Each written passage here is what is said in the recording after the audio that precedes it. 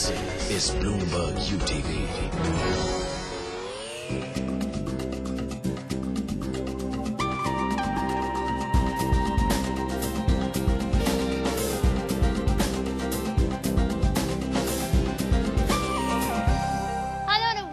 Welcome to the real estate show. Well, the summer is here and so are the power cuts. So this week we decided to decode all the powerful promises that have been made by developers offering you 100% power backup. We're going to get you that story in just a bit.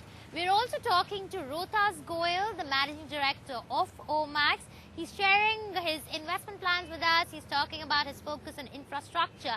And of course, we are going back and doing a status check on a Sobha project in Bangalore. So it's going to be a powerful half hour lined up for you. So sit back and enjoy. But first up, let's take a quick look at the headlines. How powered are you in your 100% power backup home? We catch up with Rohtas Goyal of Omax on increasing home prices and more. And we revisit Sobha daffodils after 8 months to get you this status report.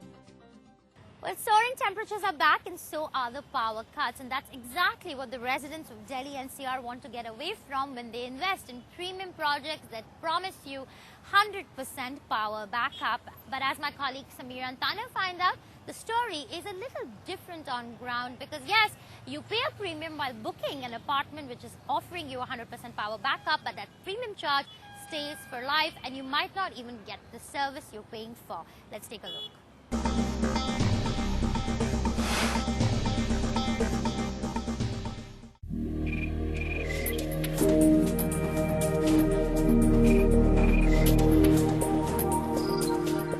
As political leaders slip on their high-power promises once again, the Aam Aadmi is left with no choice but to rely on developers who promise islands of chilled air and cool breeze.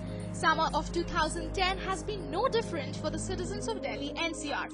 Even as power companies in the capital claim to have arranged for around 8,000 megawatts of power for April, the power supply plan has gone a little awry. Around 300 megawatts of supply which Delhi was to get from the capital unallocated quota is yet to arrive. And this supply is only for the capital. The residents of its satellite towns like Gurgaon, Noida, Indirapuram are going without power for 12 hours or even more.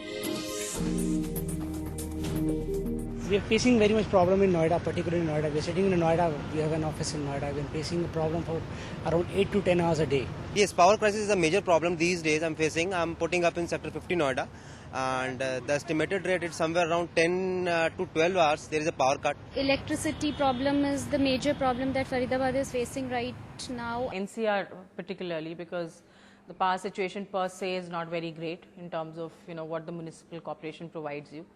So therefore the power backup facility comes across as a clear respite to people.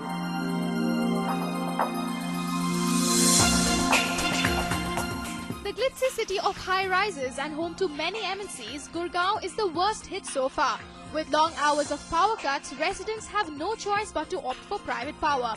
This power backup comes at a premium and onset of summer means rising electricity and power backup bills. These residents pay as much as 11 to 13 rupees per unit for private power. That comes up to an average of about 3,000 to 4,000 rupees per month. Add to that about 3,000 rupees of monthly electricity bills. Nitin and his family of 3 have been residing in Gurgaon for almost 6 years now. And 10 to 12 hour long power cuts is almost like a way of life for them. They were hoping to end their power woes by moving into a complex which offered 100% power backup. But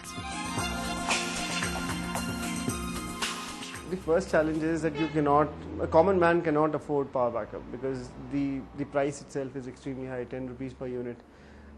When we started off living in this house, it was extremely difficult for us to afford it. The incomes were not what they are today. And we had to switch off, we had to go without air conditioning. This complex has been sold out by the builder long time back. The interest of the builder in maintaining the complex is no longer as much as it was when it was 6 years back when he was selling the project. Apart from the power bills, residents also shell out 150 to 200 rupees per month for the maintenance of gensets. Residents have also had to install stabilizers worth a minimum of 3,000 rupees each to avoid tripping or burning of equipments. Even as residents worry about these exorbitant power bills, experts feel that these charges are justified. It's actually a combination of your the infrastructure cost, which will include the cost of your equipment, the maintenance of that equipment, plus the fuel cost. Now, there could be a small margin or a fraction of profit over that. On the whole, if you look at it, I think it's a fairly transparent, as much as possible, fairly transparent mechanism.